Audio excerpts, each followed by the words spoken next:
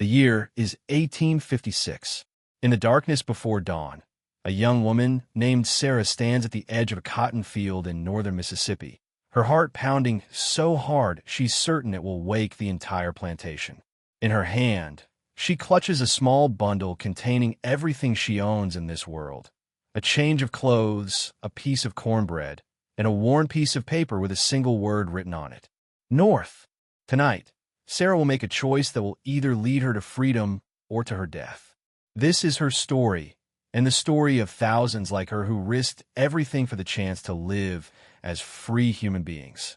Welcome to a journey into one of the most harrowing and courageous chapters of American history, the story of enslaved people who escaped to freedom via the Underground Railroad. Sarah was born into slavery on the Thornton plantation in 1831. She never knew her father, who had been sold to a plantation in Louisiana when she was just 2 years old. Her mother, Ruth, worked in the main house as a cook, and Sarah grew up in the shadow of the big white mansion, learning early that her life was not her own. The Thornton plantation was one of the largest in northern Mississippi, spanning over 2,000 acres of rich cotton-growing land. Nearly 200 enslaved people worked the fields, their labor generating enormous wealth for the Thornton family, while they themselves owned nothing, not even their own bodies.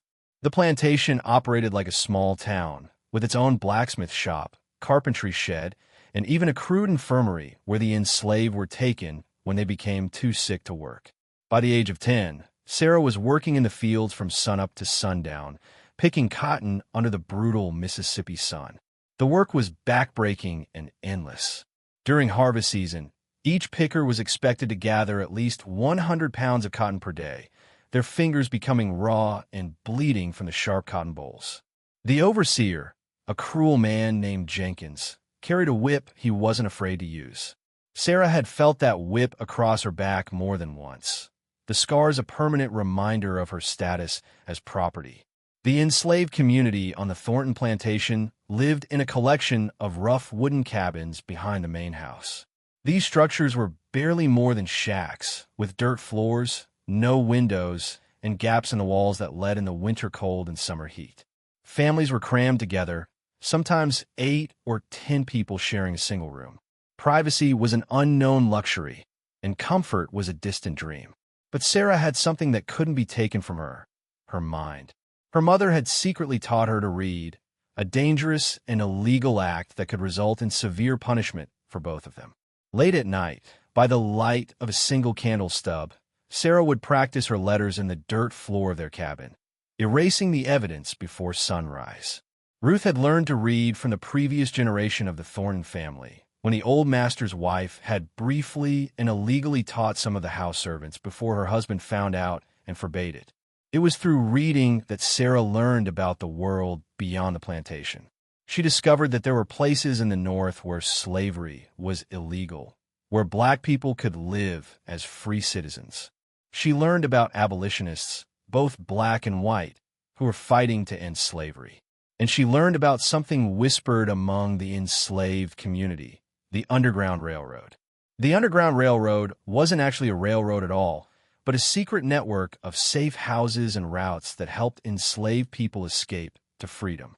It had its own language. Stations were safe houses, conductors were guides who led escapees north, passengers were the people seeking freedom, and the promised land was Canada or the free northern states. This coded language helped keep the network secret from those who would destroy it. The breaking point came in the spring of 1856. Sarah's younger brother, Thomas, just 16 years old, was sold to a cotton trader heading to the Deep South. The sale had come without warning, as sales always did. One morning Thomas was there, working alongside Sarah in the fields, and by afternoon he was gone, sold to pay off some of Master Thornton's gambling debts. Sarah watched helplessly as he was chained to a coffle, a line of enslaved people shackled together for the long march south. She ran after them, calling his name, until Jenkins pulled her back with his whip. That night, as she lay on the hard wooden floor of her cabin, her back still bleeding from Jenkins's whip, Sarah made her decision. She would run. She couldn't save Thomas, but she could save herself, and maybe just maybe, if she made it to freedom, she could find a way to help others escape the same fate. Planning an escape was extraordinarily dangerous. The plantation was constantly watched, and enslaved people couldn't move freely without a pass. Master Thornton employed not only Jenkins, but also two other overseers who patrolled the grounds day and night. Any enslaved person caught outside their cabin after curfew, or anywhere near the plantation boundaries, was immediately suspected of planning an escape. The penalty for attempting to escape was brutal: whipping, branding, or even death. Some masters would cut off a foot or a hand to prevent future escape attempts, leaving the victim crippled but still able to work. Slave catchers and their dogs roamed the countryside, their services highly sought by plantation owners. These men made their living tracking down runaways, and they were good at their job. Their bloodhounds could track a scent for miles, and the catchers knew every trick that escapees might try. The Fugitive Slave Act of 1850 had made the situation even worse, requiring citizens, even in free states, to assist in the capture and return of escaped slaves. It meant that even if Sarah reached the North, she could still be captured and returned to slavery, or worse, sold further south as punishment. But Sarah was determined. She began carefully gathering information, listening to conversations, and making quiet connections. She learned that there was a free black man named Jacob who lived just outside the nearby town. Jacob was rumored to be a conductor on the Underground Railroad, someone who helped enslaved people escape to freedom. Free black people occupied a precarious position in the South. They had to carry papers proving their freedom at all times, and they were always under suspicion of helping enslaved people escape. Yet many of them did exactly that, risking their own freedom to help others. The challenge was making contact with Jacob without arousing suspicion. Sarah's opportunity came when she was sent to town to deliver preserves from the plantation. The plantation occasionally allowed trusted slaves to run errands, always with a written pass and always under time pressure to return quickly. Sarah managed to slip away for just a few minutes, finding Jacob at his small blacksmith shop on the edge of town. The conversation was brief and coded. "I hear there's a good train heading north," Sarah said softly, her eyes darting around for anyone who might overhear. Jacob looked at her carefully, assessing whether she could be trusted or whether this was a trap. White slave owners sometimes used enslaved people as spies, promising them rewards for information about escape plans. Jacob had to be certain. Finally, after what seemed like an eternity, he nodded slightly and spoke in a low voice. "The next train leaves when the moon is dark. Follow the river north until you reach the old oak split by lightning. Someone will find you there. But listen to me carefully, child. Once you start, there's no turning back. If you change your mind and return, they'll know what you were planning. You understand?" Sarah nodded. She understood completely. This was a one-way journey. Those few words were all Sarah needed. She had 2 weeks to prepare. 2 weeks until the new moon, when the sky would be darkest and her chances of escape would be best. Sarah began stealing small amounts of food, hiding them in a hollow tree near the edge of the plantation. A piece of cornbread here, some dried meat there, a few handfuls of nuts. Nothing that would be missed, but enough to sustain her for a few days. She fashioned a crude bag from burlap sacking, stealing a needle and thread to sew it properly. She paid attention to the patterns of the night watch, learning when and where the patrols were lightest. She noted that Jenkins usually fell asleep around 2 in the morning during his watch, and that the dogs were kept on the far side of the property, near the main house. And she said her goodbyes, though she couldn't tell anyone what she was planning. She memorized the faces of the people she'd known her entire life, knowing she might never see them again. She helped the elderly women with their chores, played with the children, and tried to burn every detail of her life into her memory. The hardest part was leaving her mother. Ruth knew something was happening. A mother always knows. One night, she took Sarah's hands in her own, worn from decades of labor, the fingers twisted from years of washing clothes in lye soap. "You got that look in your eyes," Ruth said quietly. "The same look your daddy had before they sold him away. You planning to run?" Sarah wanted to deny it, to protect her mother from the knowledge, but she couldn't lie. Not to the woman who had given her life, who had risked everything to teach her to read, who had kept her spirit alive through years of bondage. She nodded, tears streaming down her face. Tears filled Ruth's eyes, but she didn't try to stop her daughter. Instead, she pressed something into Sarah's palm, a small carved wooden bird that Sarah's father had made years ago, before he was sold away. It was one of Ruth's most precious possessions, a tangible link to the man she had loved and lost. "You fly, baby girl," Ruth whispered. "You fly far and you fly free. And when you get there, you remember us. You remember all of us still here, and you live free for all of us who can't. You live the life we never could. You hear me?" Sarah clutched the wooden bird to her chest, nodding through her tears. "I'll remember, Mama. I promise I'll remember." "And Sarah," Ruth added, her voice fierce despite her tears, "don't you ever feel guilty for leaving. You got a chance at freedom, and you take it. You hear me? This is what I want for you. This is what we all want for you. Now go, and don't you never look back." That was the last time Sarah saw her mother. The memory of Ruth's face, strong and loving even in her pain, would stay with Sarah for the rest of her life. The night of the new moon arrived, moonless and dark. Sarah waited until well after midnight, when the plantation had fallen silent except for the sounds of night insects and distant dogs. She could hear Jenkins snoring in the distance, right on schedule. She slipped from her cabin, moving as quietly as a shadow, her heart threatening to burst from her chest.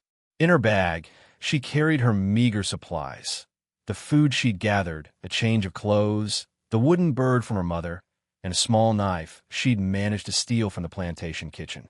She made it past the slave quarters without incident, stepping carefully to avoid the spots in the path that she knew would creak. But then came the dangerous part, crossing the open ground between the cabins and the woods.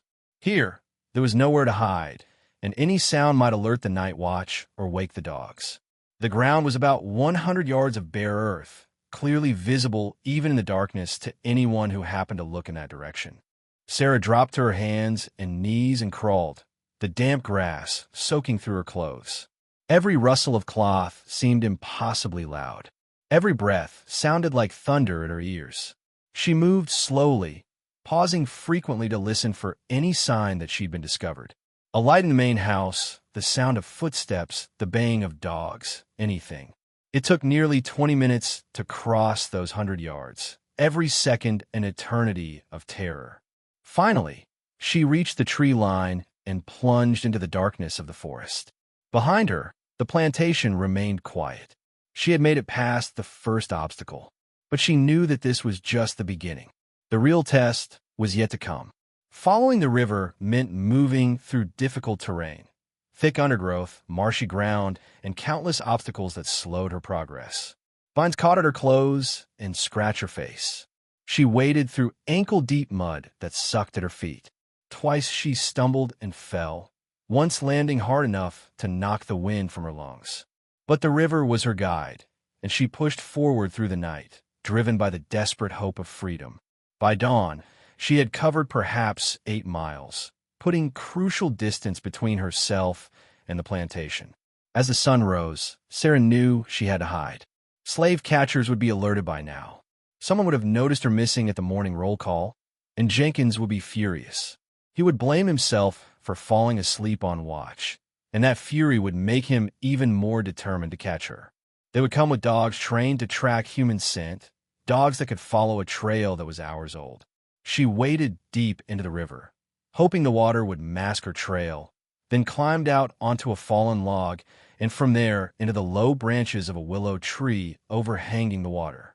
She pulled herself up into the dense foliage and waited, barely daring to breathe. She didn't have to wait long.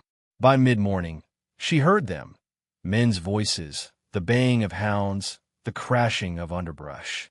The dogs were following her trail, and they were getting closer. Sarah pressed herself against the tree trunk, hardly daring to breathe. She could hear the men clearly now, could make out their words. "She came this way, I know it," one voice said. It was Jenkins. "That girl always was too smart for her own good. Probably thinks she can make it to the free states." "The dogs'll find her," another voice replied. "They always do." Then we'll see how smart she is after we brand her and sell her south. The dogs reached the point where she had entered the water and became confused, running up and down the bank, their barking turning frustrated. Sarah could see them now, 3 massive bloodhounds straining at their leashes, their handlers cursing as the dogs lost the scent in the water. The men cursed and shouted, but after nearly an hour of searching, during which Sarah remained frozen in terror, they moved on, following the river in the wrong direction. They assumed she would continue straight north, but Sarah, in a moment of inspiration born of desperation, had actually doubled back slightly when she climbed the tree, crossing her own trail to confuse the dogs. Sarah remained in the tree until nightfall, too terrified to move. Her muscles cramped, and her throat was parched with thirst, but she didn't dare climb down. Only when full darkness returned did she continue her journey north, every shadow a potential threat, every sound a reason for panic. She drank deeply from the river and ate a small portion of her cornbread, knowing she had to ration her supplies carefully. The second night was worse than the first. Exhausted from lack of sleep, terrified, and running low on her meager food supply, Sarah pushed through swampland and dense forest. Her feet were bloody and raw from walking in wet shoes. Her clothes were torn and filthy. Mosquitoes swarmed around her in clouds, biting every exposed inch of skin. But still she moved forward, driven by the desperate hope of freedom and the memory of her mother's words. She traveled through areas she had never seen before, guided only by the river and the North Star when she could glimpse it through the trees. The landscape changed from the familiar fields and woods near the plantation to wild, untamed forest. Several times she heard sounds in the darkness, animals moving through the undergrowth, and she froze in terror, unsure whether she was hearing a bear, a wildcat, or something even more dangerous, other humans. On the third night, she found the lightning-struck oak Jacob had mentioned. The massive tree, split down the middle by some long-ago storm, stood in a small clearing near the river. Its distinctive shape was unmistakable even in the darkness. Sarah collapsed at its base, too exhausted to go any further. She had traveled nearly 30 miles in 3 days, a remarkable distance considering the terrain and her constant need for caution. She must have dozed off because she woke to a hand gently shaking her shoulder. She nearly screamed, but another hand quickly covered her mouth. "Quiet now, child," a soft voice said. "You're safe. I'm Eliza, and I'm here to help you." Eliza was a free black woman in her 40s who served as a conductor on the Underground Railroad.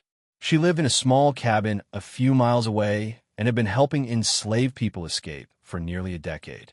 Despite the constant danger, despite the fact that she could be imprisoned or worse for her actions, Eliza continued because, as she told Sarah, "I was born free by the grace of God, and I can't turn away from those seeking what should be every person's right."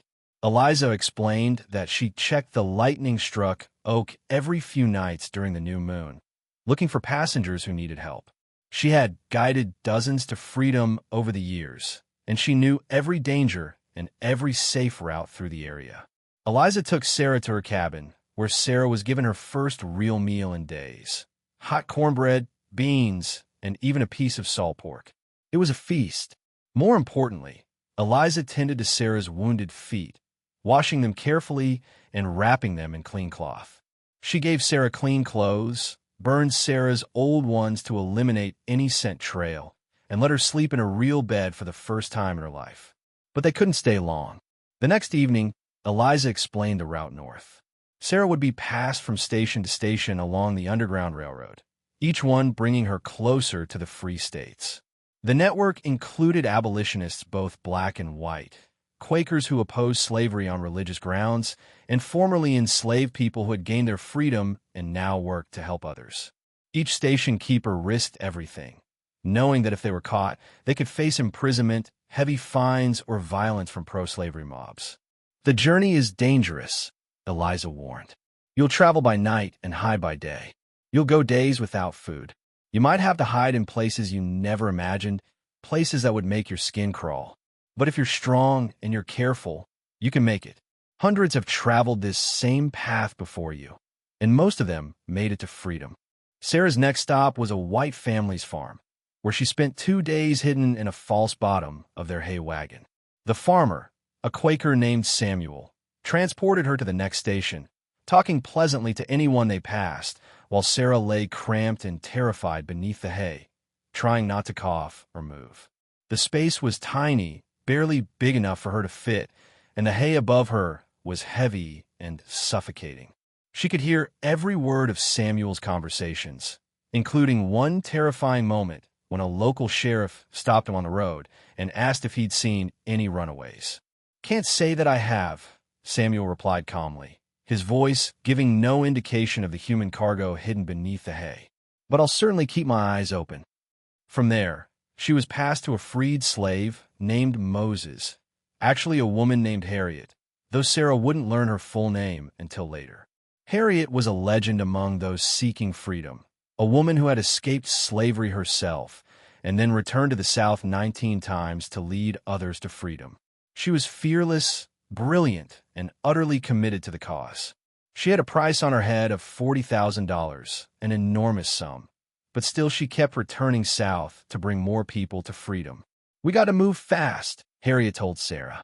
"I got 3 others coming with us, and we got a long way to go. You do exactly what I say when I say it, no questions asked. You understand me?" Sarah nodded. She would have followed this remarkable woman anywhere. The group of 4 fugitives traveled with Harriet through Tennessee and Kentucky, moving only at night, hiding in barns, cellars, and even a sympathetic minister's church. Harriet knew every safe house, every friendly face, and every danger point along the route. She carried a pistol and made it clear she would use it if necessary, either against slave catchers or against anyone in the group who lost their nerve and threatened to turn back. "We keep going forward," she said firmly on their first night together. "No one turns back on my watch. You start this journey, you finish it. Because if you go back, they'll make you talk, and you'll endanger everyone who helped you. I can't let that happen. So we all move forward together, or we don't move at all." The journey took weeks. There were close calls with slave catchers, nights spent sleeping in freezing barns, days without food. One member of their group became ill with fever, and they had to hide for nearly a week in a root cellar while he recovered, every day increasing the risk of discovery. The root cellar was damp and cold, barely large enough for all of them, and they had to remain silent for hours at a time whenever the family above them had visitors. But Harriet never lost her nerve. She kept them moving, kept them focused, and kept them alive. She sang spirituals to keep their spirits up, songs that had double meanings. "Wade in the water" reminded them to travel through streams to throw off the dogs. "Follow the drinking gourd" referenced the Big Dipper constellation that pointed north. But slowly, steadily, they moved north, through Kentucky into Ohio, across the Free State toward Canada, where slavery had been abolished decades earlier. Even in Ohio, they couldn't relax. The Fugitive Slave Act meant that slave catchers operated freely even in free states, and local authorities were obligated to assist them. Only Canada offered true safety. When Sarah finally crossed into Canada in the autumn of 1856, she couldn't quite believe it. She was free, truly, legally free. No one could claim ownership of her. No one could force her to work without pay. No one could whip her, sell her family away, or treat her as property. The moment her feet touched Canadian soil, she became a person with rights under the law. She fell to her knees on Canadian soil and wept, great heaving sobs that seemed to come from the very depths of her soul. She had made it, against all odds, through dangers that had killed many others who had attempted the same journey. She had made it to freedom. Sarah settled in a small community of formerly enslaved people near St. Catharines, Ontario. The community, like many in Canada, had been established by earlier waves of refugees from slavery. They helped new arrivals find housing and work, teaching them the skills they needed to survive in a free society. Sarah found employment as a seamstress, her skills from the plantation now earning her wages for the first time in her life. She rented a small room in a boarding house and began to build a new life. But freedom came with its own challenges. Sarah had escaped physical bondage, but the trauma of slavery remained. She had nightmares about being captured and returned to Mississippi.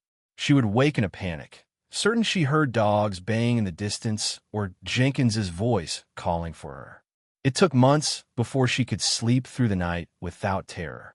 She grieved for her mother and brother, still enslaved and probably suffering consequences for her escape. Master Thornton, she learned through the network of fugitives who continued to arrive, had been furious about her escape. He had whipped Ruth publicly, demanding to know if she had helped Sarah plan her escape. Ruth had endured the whipping in silence, protecting the truth. Thomas, sold south before Sarah's escape, was somewhere in the cotton fields of the Deep South, his fate unknown. She struggled with the reality that while she was free, millions remained in bondage. Survivor's guilt weighed heavily on her. Why had she made it to freedom when so many others didn't? What right did she have to be safe while her family and friends still suffered? Sarah became active in the abolitionist movement, finding purpose in working to help others. She shared her story at meetings and churches, her testimony adding a human face to the abstract debates about slavery. She worked to raise money for the Underground Railroad and to support the cause of emancipation. She helped newly arrived fugitives adjust to their new lives, teaching them to read and write, helping them find work, and offering the support and understanding that only someone who had made the same journey could provide. When the Civil War began in 1861, Sarah was among those who saw it as the beginning of the end of slavery. She followed the news obsessively, hoping that each Union victory would bring freedom closer for those still enslaved. She volunteered to help the war effort in any way she could, sewing uniforms and raising money for black regiments. She lived to see the Emancipation Proclamation in 1863, weeping with joy as she read Lincoln's words. She lived to see the end of the Civil War in 1865 and the passage of the 13th Amendment that finally, legally, abolished slavery throughout the United States. The moment she had dreamed of for so long had finally arrived.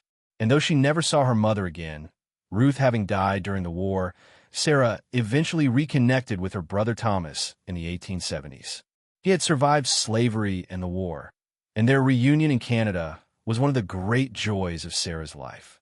They spent hours sharing their stories, filling in the years they had lost, and rebuilding the connection that slavery had tried to destroy.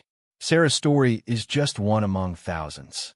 Historians estimate that between 1810 and 1850, approximately 100,000 enslaved people escaped via the Underground Railroad and other routes to freedom. Each one has a story of courage, determination, and the unquenchable human desire for freedom. These were people who risked torture and death for the chance to live as free human beings. They were people who made impossible choices, leaving behind everyone and everything they knew for an uncertain future. They were people who refused to accept that their humanity could be bought and sold. The Underground Railroad was one of the most remarkable resistance movements in human history. It was interracial. It was coordinated across vast distances without modern communication, and it succeeded in helping tens of thousands to freedom despite massive efforts to stop it. It operated for decades, adapting to new laws and new dangers, sustained by the courage and commitment of thousands of ordinary people who believed that slavery was wrong and were willing to risk everything to help end it. People like Harriet Tubman, who made 19 trips into slave territory and never lost a passenger. People like Frederick Douglass, who escaped slavery and became one of the most powerful voices for abolition. People like William Still, who kept detailed records of the fugitives he helped, preserving their stories for history. People like the thousands of unnamed conductors, station masters, and supporters who risked everything to help others to freedom. And people like Sarah, ordinary people who made extraordinary choices and whose courage and sacrifice helped shape the world we live in today.